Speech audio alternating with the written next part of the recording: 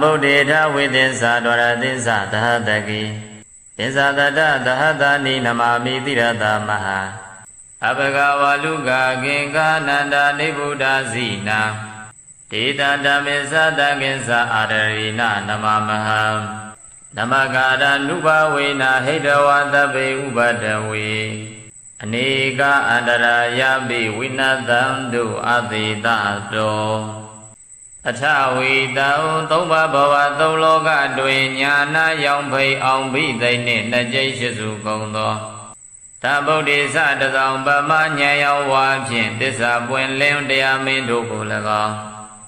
ဒွါရသင်္စသဟတကိ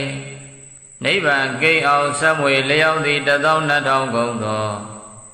သဗုဒ္ဓေသလရောက်ပမဉာဏ်ရောက်ဝါဖြင့်သစ္စာလင်းပြောင်းမြတ်ဘုံကောင်းတို့ကို၎င်းသစ္စာတရသဟတနိတောင်းထိုင်စကြဝဠာကုံရောက်ရှိ9သိန်းကုန်သောသဗုဒ္ဓေသ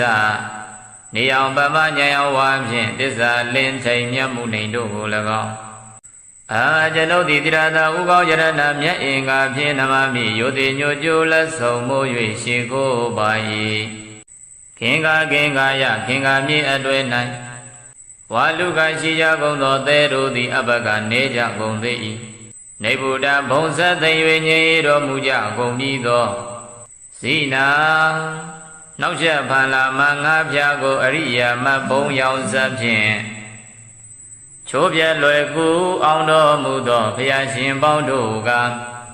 အနန္တ